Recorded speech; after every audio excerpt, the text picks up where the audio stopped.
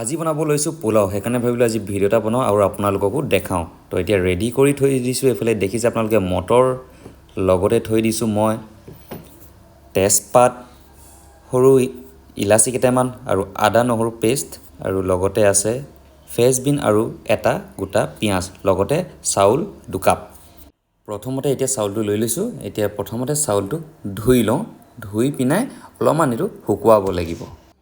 চাউল ধোৱা হৈ গ'ল এইফালে চব ধুনীয়াকৈ ধুই লৈছোঁ তাৰপাছত চাউলটো এইটো কাঁহীতে মই ইয়াত বাকি ল'ম বাকি পিনে আচলতে চাউলখিনি ইয়াতে মেলি দিম তেতিয়া শুকাই যাব পানীখিনি আছে পানীখিনি আচলতে পেলাই লওঁ পেলাই পিনে চাউলখিনি ইয়াতে মেলি দিম মেলি পিনে শুকুৱাই ল'ম তেতিয়া মানে পোলাওটো টেষ্টি হ'ব যদি চাউলটো পানী হৈ থাকে তেতিয়া খাবলৈ সোৱাদ নাহে কিবা ভাতৰ নিচিনা হৈ যাব যদি আমি শুকুৱাই লওঁ তেতিয়া ধুনীয়াকৈ পোলাওটো মানে যোনটো গোটা গোটা চাউল হৈ থাকে যে তেনেকুৱা ধুনীয়াকৈ পোলাওটো বনাব পাৰিম সেইকাৰণে আপোনালোকে কি কৰিব ভিডিঅ'টো একদম স্কিপ নকৰাকৈ চাই থাকক আৰু ভিডিঅ'টো লাইক এটা কৰিবলৈ নাপাহৰিব আৰু ভিডিঅ'টো মই ভাবোঁ আপোনালোকে আজি এই ভিডিঅ'টোৰ পৰা ঘৰত ধুনীয়াকৈ পোলাও বনাব পাৰিব সেইকাৰণে ভিডিঅ'টো একদম শেষলৈকে স্কিপ নকৰাকৈ চাই থাকক এতিয়া চাউলটো দি লৈছোঁ তাৰপাছত চাউলখিনি অকণমান এনেকৈ মেলি দিম মেক্সিমাম আপুনি 15-20 মিনিটমান এনেকৈ চাউলখিনি যদি থৈ দিয়ে তেন্তে শুকুৱাই যাব আচলতে মই এইটো ঘৰৰ চাউল লৈছোঁ আপোনালোকে যদি বনায় তেন্তে ঘৰৰ চাউল বা জহা চাউল বা পোলাও বনোৱা যোনটো চাউল থাকে সেইটো লৈ বনাব পাৰিব গোটেইখিনি চাউল দি লওঁ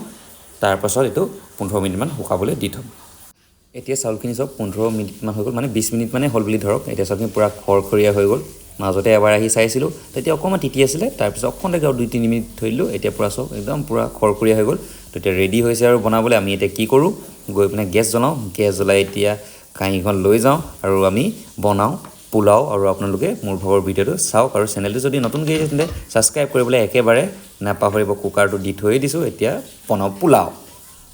একাপ ৰিফাইন তেল লৈ লৈছোঁ একাপতকৈ অকণমান আপোনালোকে কম ল'ব নহ'লে পোলাওটো বেছি তেলীয়া হৈ যাব সেইকাৰণে একাপতকৈ অকণমান কম লৈছোঁ লগতে এবাৰ দেখাই দিছোঁ আমাৰ ঘৰৰ ওচৰ ভাইটি টিউশ্যন ল'বলৈ আহিছে ভাবিলে এবাৰ ভিডিঅ'ত ইয়াকো লৈ লওঁ কুকাৰ এতিয়া গৰম হ'বই আৰু তাৰপাছত আমি যোনটো ৰিফাইন তেল আছিলে সেই ৰিফাইন তেলটো প্ৰথমতে আমি ঢালি ল'ম এতিয়া ৰিফাইন তেলটো দি দিছোঁ আপোনালোকে ৰিফাইন তেলটো যেতিয়া দিব আপোনালোকে ৰিফাইন তেলটো জোখত দি দিব মই অকণমান ৰিফাইন তেলটো আজি অলপ বেছিয়ে দি দিলোঁ তাতকৈ অকণমান কম হ'লেও মানে আপোনালোকে ধুনীয়াকৈ পোলাও বনাব পাৰিব আৰু মই চাউল লৈছিলোঁ 2 টেমা তেল গৰম হৈছে আৰু এতিয়া আমি দিম চেনি 1 চামুচ যদি আপোনালোকে চেনি খাই বেয়া পায় তেন্তে আপোনালোকে কমকৈ দিব আৰু পোলাওটো ৰঙা হ'বৰ কাৰণে চেনিটো আচলতে দিছোঁ লগতে আমি দিম 1 চামুচ জিৰা আপোনালোকে গোটা জিৰাও দিব পাৰিব নহ'লে আপোনালোকে গুড়ি জিৰাও দিব পাৰিব তো লগতে মই জিৰা আৰু চেনি প্ৰথমতে দি লৈছোঁ তাৰপিছত আমি দিম ইয়াত পিঁয়াজ দিয়া হৈ গ'ল তাৰপাছত আমি দিম ইলাচি 4-5টামান দিব ইলাচি দিয়াৰ পাছতে আপোনালোকে অকণমান পিঁয়াজটো অকণমান সিজিবলৈ দিব অলপমান হিলাই দিব অলপ 2-3 মিনিটমান পিঁয়াজটো ভাজিব তাৰপাছতে দিম আমি দুখিলা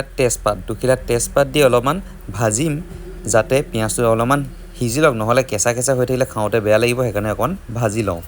2 মিনিটমান এতিয়া পিঁয়াজ ভাজিলোঁ তাৰপাছত আমি চাউলটো এতিয়া দি লওঁ তাৰপাছত আপোনালোকক লগ পাই আছোঁ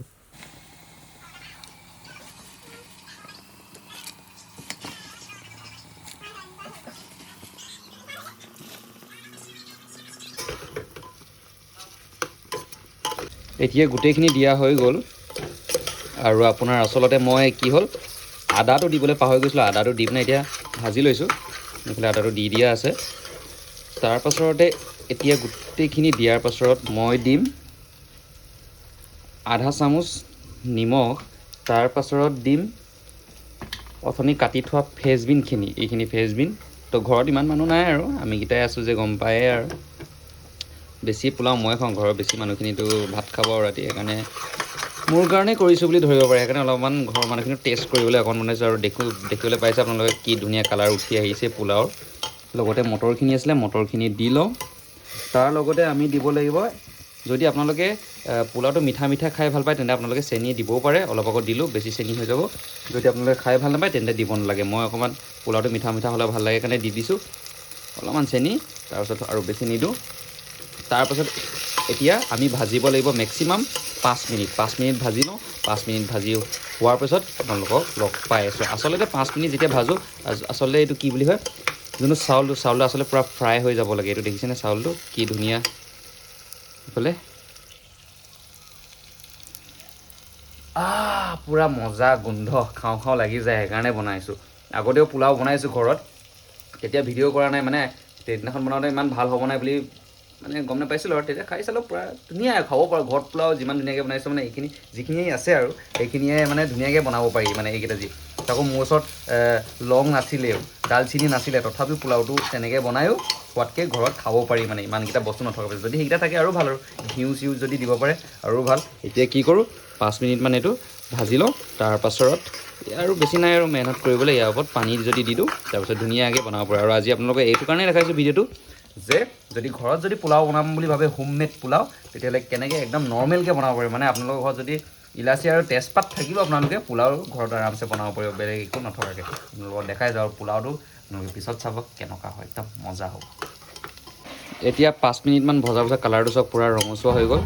পূৰা পোলাও কালাৰ আহি গ'ল এতিয়া দিব লাগিব ইয়াত পানী 3 কাপমান পানী দি দিলে আৰামছে হৈ যাব একাপ দি দিছোঁ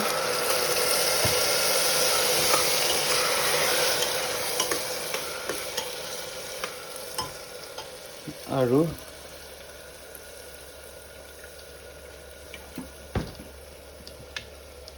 এইটো 2 কাপ আৰু একাপ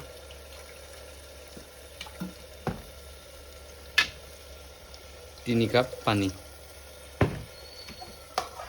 3 কাপ পানী দিছোঁ আৰু বেছিকৈ যদি পানী দি দিওঁ তেতিয়া খাবলৈ বেয়া হ'ব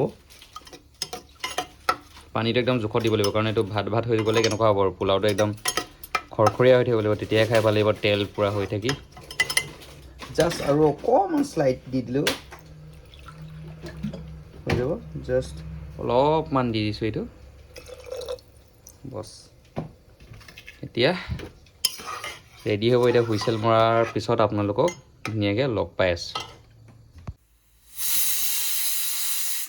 তো এতিয়া পোলাও ৰেডি হৈ গ'ল আপোনালোকক কুকাৰটো খুলি দেখাই দিছোঁ এতিয়া কেনেকুৱা হৈ আছে পূৰা ৰ'ব দেই তো পোলাও চাওক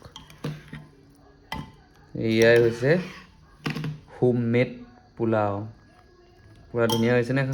দেখিবলৈ হাৱা হৈ গৈছে সেইকাৰণে অলপ প্ৰব্লেম হৈ গৈছে তো এইটোৱে হৈছে হোমমেড পোলাও ঘৰত আপোনালোকে এনেকৈ বনাই আৰামছে খাব পাৰিব বেছি মেহনত নালাগে ঘৰৰ সৰু সুৰা কেইটামান বস্তু থাকিলে হ'ব এবাৰ টেষ্ট কৰি চাওঁ আপোনালোককো দেখাওঁ আৰু আপোনালোকক দেখাওঁ কেনেকুৱা হৈছে ওচৰৰ পৰা আপোনালোকক দেখাই দিছোঁ পূৰা চাউল চক ধুনীয়াকৈ সিজি গৈছে এতিয়া এবাৰ খাই চাওঁ এইফালে পোলাও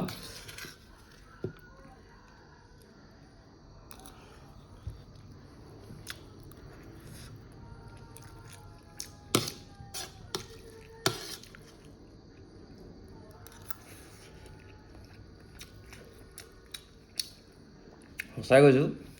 খাবলৈ পূৰা টেষ্টি হৈছে পূৰা টেষ্টি ৰেষ্টুৰেণ্টত যেনেকৈ দিয়ে পূৰা সেইটো টেষ্টেই আহিছে আৰু ইয়াৰ লগতে যদি আপোনাৰ মাংস আৰু চিকেন লেগ পিচ কিবা থকাহেঁতেন আৰু বঢ়িয়া লাগি গ'লহেঁতেন তো মই সেইকাৰণে আপোনালোকক দেখালোঁ ঘৰত কেনেকৈ পোলাও বনাব পাৰি সৰু সৰু মানে বস্তু থকা অৱস্থাটো কেনেকুৱা লাগিলে ভিডিঅ'টো জনাবলৈ একেবাৰে নেপাহৰিব আৰু এয়া হৈছে পোলাও দেখিছেনে কালাৰটো কি ধুনীয়াকৈ টেষ্ট আহিছে